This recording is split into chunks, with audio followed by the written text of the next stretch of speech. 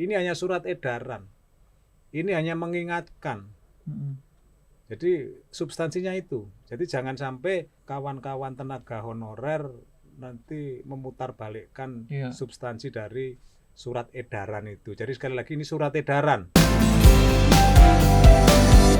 Sudut Dengar Parlemen.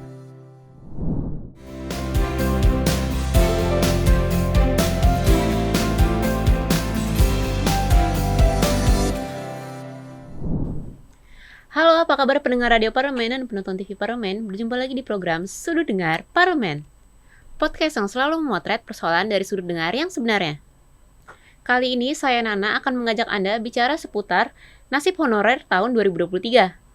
Nah, melalui Badan Kepegawaian Negara atau BKN dan Kementerian Pendayagunaan Aparatur Negara Reformasi Birokrasi atau Kemenpan-RB, pemerintah melakukan pendataan serta memetakan kondisi pegawai non-ASN terkait strategi kebijakan pegawai honorer. Komisi 2 DPR RI meminta Kemenpan-RB menyiapkan skema yang jelas guna memastikan nasib ratusan ribu tenaga honorer yang tersebar di instansi pemerintahan seluruh Indonesia. Kemenpan-RB harus mempunyai rencana yang jelas untuk kelanjutan kerja tenaga honorer sebelum batas waktu 2023. Baik pendengar radio dan penonton TV Parlemen, langsung saja kita saksikan podcast Sudut Dengar Parlemen bersama rekan saya Bimo. Sudut Dengar Parlemen. Ya baik, selamat sore para pendengar juga pemirsa TVR Parlemen. Pada kesempatan kali ini di episode ke-16 di Sudut Dengar Parlemen edisi kali ini kita berkesempatan untuk berbicara seputar nasib nih, harap-harap cemas tenaga honorer di tahun 2023. Dan sudah hadir di studio radio Parlemen kita nih, di studio podcast, Bapak Rian TSH. Beliau adalah anggota Komisi 2 DPR RI, fraksi PDI Perjuangan, daerah pemilihan Jawa Tengah 3. Baik, assalamualaikum Bapak. Selamat siang. Sehat Pak ya. Senang sekali tentunya kita bisa berjumpa dan juga terima kasih kesempatannya nih Pak untuk menyempatkan bisa ngobrol bersama nih Pak. Tentunya seputar masalah nasib dari para tenaga honorer yang ada di Indonesia Pak ya. Dan kita juga nanti akan membahas seputar apa saja sih yang ada ya, dan juga ketentuan dari Komisi 2 DPR RI dari Komisi Bapak sendiri terkait kejelasan dari tenaga honorer itu sendiri. Dan langsung saja nih Pak, gue mau tanya nih Pak. Pada tanggal 31 Mei 2022 kemarin nih Pak, Menteri Pendayagunaan Aparatur Negara dan Reformasi Birokrasi itu sendiri kan menerbitkan surat edaran nomor 185 tahun 2022 yang isinya diantaranya mengatur tentang penghapusan tenaga honorer nih Pak. Nah, di lingkungan instansi pemerintahan pusat maupun pemerintahan daerah sampai batas waktu 28 November 2023. Nah, bagaimana nih menurut Bapak mengenai surat edaran ini? Apakah hal ini bisa menyelesaikan permasalahan tenaga honorer selama ini, Pak? Baik. Jadi berbicara surat edaran Kemenpan nomor 185 2000 berapa? 2022, Pak. Iya. 22. Jadi surat edaran itu kan bukan merupakan satu aturan hukum sesuai dengan pasal 7 dan pasal 8 Undang-Undang nomor 12 tahun 2011 tentang pembentukan peraturan undang-undangan. Jadi surat edaran itu sifatnya mengatur internal. Jadi itu bukan masuk dalam peraturan perundang-undangan, tapi sifatnya mengatur internal. Dan di situ substansinya kalau saya cermati Pak Menteri PAN, Pak Cahyo waktu itu hanya mengingatkan kepada jajarannya, tentu jajarannya itu dari pemerintah pusat, provinsi sampai kabupaten kota, mengingatkan bahwa sesuai dengan Undang-Undang nomor 5 tahun 2014 tentang aparatur sipil negara, itu yang diundangkan pada tanggal 15 Januari 2014. Jadi ketika presidennya masih Pak Susilo Bambang Yudhoyono. Jadi ini biar clear. Jadi jangan sampai seolah-olah surat edaran Menteri Pendayagunaan Aparatur Negara ini produk dari pemerintahan Pak Jokowi. Padahal apa yang dilakukan oleh pemerintahan Pak Jokowi pada saat ini hanya melaksanakan Undang-Undang nomor 5 tahun 2014 tadi ya Pak ya. Di sana sudah diatur bahwa di pegawai pemerintahan itu hanya ada 2, ASN sama P3K P3K, ya. itu di situ. Jadi ini biar masyarakat Iya. secara luas memahami, kemudian juga teman-teman tenaga honor, baik Betul ya. itu yang menyebar di mana-mana, termasuk kemarin kawan-kawan dari Satpol PP. Nah itu Pak, kemarin Itu. kan sempat datang ke DPR RI ya Pak ya, Ya, teman Satpol ya, PP ya, itu ya. yang pengen diangkat menjadi PNS atau P3K nih. Bapak gimana sih pendapatnya? Kalau yang berkaitan dengan Satpol PP itu ada ketentuan bahwa Satpol PP itu harus ASN. Harus ASN ya Pak? ASN lah, tentu yang berkaitan dengan mekanisme pengisian ASN kan juga ada mekanismenya. Mm-mm. Jadi prinsipnya kalau saya melihat ini semua mendasari pasal 27 konstitusi kita. Jadi prinsipnya ada persamaan di depan hukum dan pemerintahan. Mm. Nah ini yang barangkali semangat atau spirit pemerintah bagaimana ketika masyarakat itu ingin masuk ASN maupun P3K itu harus melalui seleksi secara terbuka. Rangkaian seleksi terbuka ya. Terbuka karena mendasari amanat konstitusi. Jadi Iya. nggak bisa ketika saya anggota DPR, kemudian saya punya kepentingan anak saya mendapatkan satu prioritas, nggak bisa seperti Privilege. itu. Jadi ini intinya negara atau pemerintah itu berkewajiban memperlakukan warga negaranya itu sama di depan hukum dan pemerintahan. Jadi ini biar clear, jadi tidak ada Simpang siur gitu, Pak, ya. simpang siur. Iya, iya. Artinya kita itu negara hukum. Hmm. Ya mari prinsip-prinsip dasar negara hukum itu kita tegakkan. Tegakkan ya Pak ya. Sudut Dengar Parlemen. Sudut Dengar Parlemen. Dan juga melihat bahwasanya kan kita sendiri institusi ini juga disupport oleh para tenaga honorer sendiri Pak. Nah hal ini menjadi dilema juga ya Pak ya, apabila nantinya kebijakan di tahun depan ini kita harus ikut tes seperti Bapak bilang tadi gitu Pak. Menurut Bapak bagaimana sih regulasi yang pas untuk hal ini? Ya kembali kepada konstitusi. Kembali ke konstitusi. Kembali konstitusi. Nah, kalau satu misal mau melanggar konstitusi tidak mungkin. Karena ketika presiden melanggar konstitusi kan bisa dilakukan upaya-upaya artinya upaya-upaya hukum sesuai dengan aturan yang berlaku. Jadi prinsipnya mari hukum ini ditegakkan. Nah ketika barangkali nanti ada satu kebijakan politik pemerintah kaitannya dengan tenaga honorer ya monggo. Ya. Itu kewenangan pemerintah. Pemerintah ya Tapi Pak. saya tegaskan lagi bahwa pemerintahan saat ini Ya. itu hanya melaksanakan kebijakan politik pemerintahan era Pak Susilo Bambang Yudhoyono. Tadi kembali ke Undang-Undang Nomor 5 tahun 2014 tadi ya Pak ya. Itu diundangkan pada tanggal 15 Januari 2014 ini di sana. Tapi sementara eksekutornya sekarang ya pemerintahan yang sekarang tuh, termasuk betul. Kementerian PAN. Kemenpan RB itu ya Pak. Dengan mengeluarkan surat edaran. Ini hanya surat edaran. Ini hanya mengingatkan. Jadi substansinya itu. Jadi jangan sampai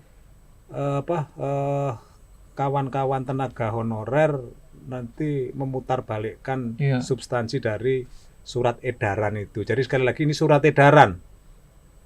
Dan yang mengingatkan. Jadi bukan itu yang membuat permasalahan atau itu ya, barangkali menjadi hiruk pikuk kawan-kawan tenaga honorer. Nah kita juga ini sudah ada info bahwasanya tahun 2021 itu nanti akan ada pengangkatan sebanyak 1,3 juta calon CPNS Pak. Lalu ada juga P3K dan 300.000 untuk formasi tenaga teknis lainnya. Itu realisasinya gimana Pak sampai sekarang? Untuk yang itu saya belum data secara pastinya belum memahami. Belum memahami ya Pak. Tapi kelihatannya kan juga sudah dilaksanakan seperti tahun kemarin. Tahun kemarin sudah dilaksanakan dan saya melihat di situ clear dan clean total. Karena beberapa warga di dapil saya yang kebetulan itu ikut seleksi itu juga banyak yang diterima. Yang diterima ya Pak. Nah, dan alhamdulillah kebetulan yang diterima itu bukan anaknya pejabat, Petinggi-petinggi ya Pak. bukan anaknya petinggi-petinggi, tapi malah ini anak-anaknya petani-petani, anaknya pegawai-pegawai rendahan. Jadi benar-benar murni sekali. Benar-benar ini murni ya Pak ya. Transparan ya Pak. Ya. Transparan. Dan salah satu lagi Pak, salah satu alasannya pemerintah belum mengangkat tenaga honorer adalah ketiadaan anggaran Pak. Nah, bagaimana sih sebenarnya politik anggaran ini? Apakah tidak ada anggarannya atau di sisi lain kementerian atau lembaga setiap tahunnya itu membukanya seperti apa nih Pak? Saya kira kalau berbicara masalah politik anggaran, Ya. pemerintah tentu bersama DPR ya, itu bagaimana anggaran itu bisa berfungsi sebagai alat untuk menggerakkan perekonomian nasional. Jadi yang berkaitan dengan politik anggaran tentu diarahkan pada hal-hal yang sifatnya prioritas, seperti yang berkaitan dengan pembangunan infrastruktur dan lain-lain itu. Nah, kalau berkaitan dengan pengangkatan atau pengisian pegawai negeri sipil maupun P3K, itu pemerintah tentu punya hitung-hitungan yang lebih matang ya. Ada prioritas tersendiri ya berarti ya Pak ya. Menurut pandangan saya itu. Terutama juga pasca COVID-19 ini ya Pak ya. Jadi mungkin untuk hal ini bisa ada prioritas lain seperti itu Pak. Saya kira saya tidak berbicara ke sana. Tapi yang jelas kalau saya melihat ada hal-hal yang menurut pertimbangan pemerintah itu ada hal yang diprioritaskan. Oke. Nah, apa yang sudah dilakukan Kemenpan RB sendiri Pak dan BKN selama ini? Apakah sudah on the track nih Pak? Kembali pada prinsip dasar kita sebagai negara hukum. Jadi antara Kementerian PAN dengan BKN saya yakin sudah on the track. Karena tidak mungkin pelaksanaan penyelenggaraan pemerintahan negara itu tidak sesuai dengan aturan hukum. Saya yakin pemerintah tetap on the track. On the track ya Pak ya. On the track. Oke Pak, dan di sejumlah daerah nih Pak masih ada pengangkatan pegawai P3K yang berbau KKN Pak. Ada sejumlah tenaga honorer yang sudah bekerja bertahun-tahun lalu dikalahkan oleh calon pegawai yang baru lulus sekolah. Nah, karena kedekatan kekerabatan. Bagaimana pendapat Bapak? Apa peran komisi ASN dalam kaitan ini Pak? Kaitannya dengan pengisian tenaga-tenaga P3K maupun honorer maupun kontrak di sejumlah daerah kabupaten kota. Ya. Mestinya sejak diundangkan Undang-Undang Nomor 5 tahun 2014 itu harus berhenti. Karena di sana tegas di undang-undang itu. Jadi PPK, pejabat pembina kepegawaian daerah itu dilarang untuk melakukan rekrutmen. Nah, tapi ini dilakukan oleh oknum di beberapa wilayah kabupaten kota. Makanya kalau sekarang jumlah tenaga honorer itu menjadi membengkak. Ini sebenarnya kalau daerah, provinsi, kabupaten, kota bisa melaksanakan amanat Undang-Undang Nomor 5 tahun 2014, saya kira tidak akan terjadi penumpukan yang begitu ekstrim sekarang ini. Ya, sekarang sudah menjadi problem. Untuk Komisi 2 sendiri gimana Pak penanggulannya terkait hal itu? Untuk Komisi 2 beberapa kali saya menerima permintaan advokasi dari kawan-kawan tenaga kontrak, tenaga honorer, baik dari pendidikan, kemudian dari tenaga kesehatan, kemudian dari Satpol PP dan dari Badan Layanan Umum Daerah seperti rumah sakit. Juga pernah beraudiensi kepada saya. Kemudian juga tanggal berapa ya di Komisi 2 juga menerima audiensi dari Satpol PP dan dari tenaga kesehatan. Jadi kalau pandangan Komisi 2 sangat responsif terhadap apa yang disampaikan kawan-kawan tenaga honor maupun tenaga kontrak maupun tenaga Satpol PP. Alhamdulillah keputusan politik dari DPR ini sudah dibuat pansus yang berkaitan dengan tenaga honor. Jadi ini hasil daripada Komisi 2 di dalam merespon persoalan tenaga honorer.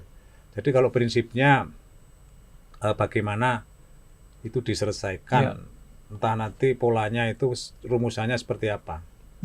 Tentu polanya kembali pada Undang-Undang Nomor 5 Tahun 2014.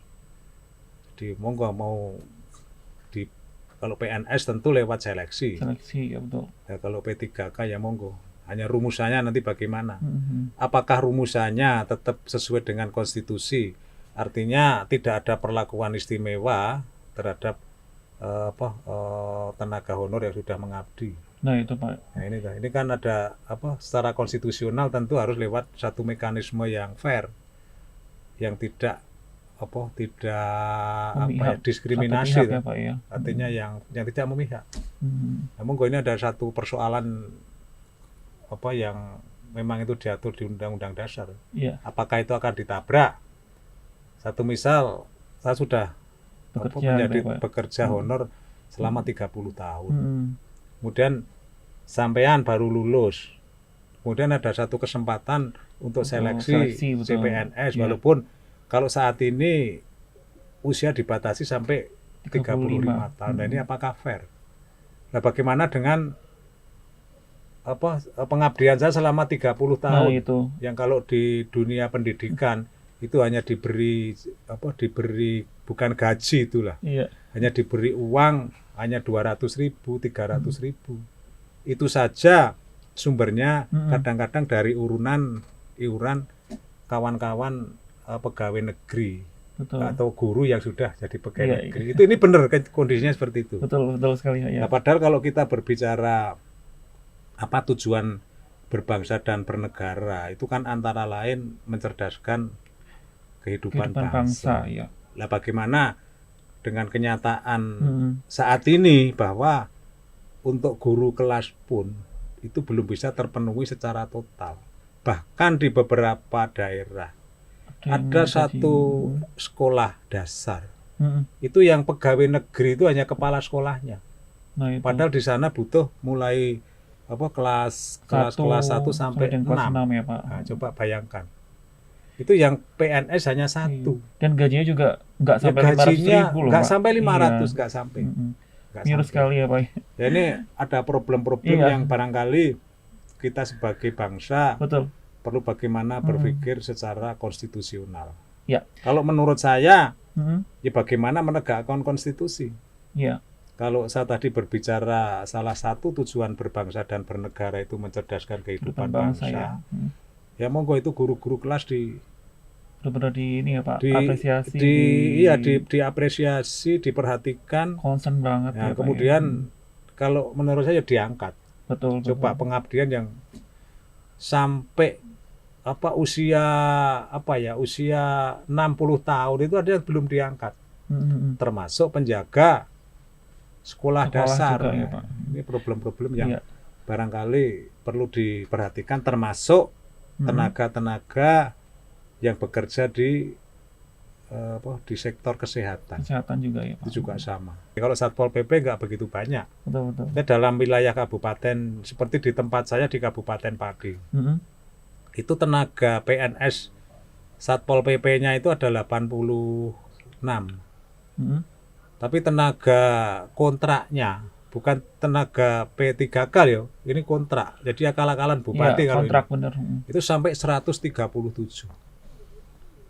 Dan ini saya akan katakan pengisiannya penuh dengan KKN. Nah, itu. Ini yang menjadi problem. Maksudnya kalau bupati itu mentaati Undang-Undang Nomor 5 2014 itu sejak tanggal 15 Januari 2014 itu tegas pemerintah sudah melarang itu, tapi kenyataannya bertambah. Sudut Dengar Parlemen. Sudut Dengar Parlemen. Dan juga nih Pak, untuk DPR ini baru saja membentuk panitia khusus honorer ya Pak ya. Nah, apa yang mendasari dibentuknya pansus ini Pak? Dan apa tujuan yang ingin dicapai dengan pembentukan pansus ini? Saya kira dasarnya juga berbagai macam permintaan dari kawan-kawan tenaga honorer atau tenaga kontrak atau apa namanya lah. Itu ini sudah menjadi problem yang perlu diperhatikan. Saya kira Ini respon DPR yang sangat responsif. Bagaimana itu nanti dicarikan Terkait satu pansus solusi, ya. gitu. Dicarikan solusi. Ya barangkali dengan dibentuknya pansus nanti mudah-mudahan Ya. Pemerintah bisa Bisa memberikan lebih satu baik ya, Pak. solusi. Betul. Ya monggo. Kalau menurut saya Ya. solusi yang konstitusional. Betul. Kalau dulu masuknya sebagai tenaga honor itu lewat KKN, Nah, ya. ya. Mm-mm. Kemudian sekarang ada satu kesempatan, satu misal Bisa jadi ada lowongan CPNS.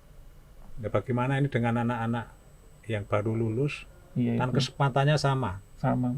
Sebenarnya pemerintah sudah benar, sudah Mm-mm. benar. Hanya sekarang kepatuhan Ya. pejabat pembina kepegawaian daerah ini yang tidak patuh. Iya Pak Rianta. Nggak terasa nih udah sampai di akhir perjumpaan kita nih Pak. Seru sekali perbincangan kita terkait bagaimana sih nasibnya para tenaga honor di tahun 2023. Dan boleh Pak mungkin statement penutupnya untuk para pemirsa juga pendengar TVR Parlemen nih terkait dengan tenaga honor yang ada di Indonesia nih Pak. Boleh Pak. Baik, saya menghimbau kepada warga masyarakat khususnya yang pada saat ini memasuki usia kerja, artinya usia kuliah, dan ingin memasuki dunia kerja di pemerintahan. Jadi kebijakan pemerintah itu sebenarnya sudah tidak ada KKN. Kalau dalam prakteknya itu masih ada orang yang dapat menawarkan bisa membantu masuk anggota TNI, anggota Polri, mungkin masuk di kementerian atau lembaga. Ini adalah orang-orang yang pekerjaannya sebagai penipu. Betul. Karena beberapa yang sudah saya lakukan di lokal itu ada. Jadi istrinya seorang anggota Polri AKBP itu melakukan rangkaian yang kayak begitu. Dan ada juga korbannya seorang kombes ini. Kombes ya Pak. Ditawarin ingin masuk Lemhanas apa Sespati itu enggak gagal, akhirnya dilaporkan ke polisi. Kemudian juga ada beberapa pelaku lagi yang sudah kita kanalisasi ke kepolisian dan ini sudah berproses secara pidana. Lah, saya berharap masyarakat untuk tidak percaya yang begitu. Kan biasa atau kalau di masyarakat Pengen fast track ya Pak ya. pedesaan yang masih pelosok ketika punya kenalan menjadi anggota DPRD mungkin itu kan sudah bangga. Iya. Kemudian apalagi punya kenalan DPR RI. Makin ya Pak. Dikira DPR RI itu bisa segalanya, bisa dititipi macam-macam. Ini omong kosong. Jadi pola-pola yang begitu adalah pola-pola penipu. Nah, tugas kita sekarang kalau melihat aja dilaporkan ke aparat kepolisian. Betul. Dan beberapa sudah diputus. Beberapa ada yang dari Gerobokan sudah diputus, Blora diputus, Pati juga sudah diputus oleh pengadilan maksud saya. Iya. Jadi itu. Betul ya Pak ya. Baik, terima kasih Pak Rianta, anggota Komisi 2 DPR RI dari fraksi PDI Perjuangan Dapil Jawa Tengah 3 telah memberikan informasi yang sangat bermanfaat pada kesempatan kali ini ya Pak ya di podcast kita pada hari ini. Terima kasih banyak sekali lagi Pak. Assalamualaikum warahmatullahi wabarakatuh. Semoga kita bisa berjumpa lagi nih Pak di next podcast berikutnya. Dan pemirsa juga pendengar TVR Parlemen, demikianlah perjumpaan kita pada kesempatan kali ini. Saya Bimo Pratama beserta seluruh kerabat kerja yang bertugas pamit undur diri dari ruang dengar Anda. Terima kasih atas perhatian Anda dan sampai jumpa di Sudut Dengar Parlemen selanjutnya. Sampai jumpa.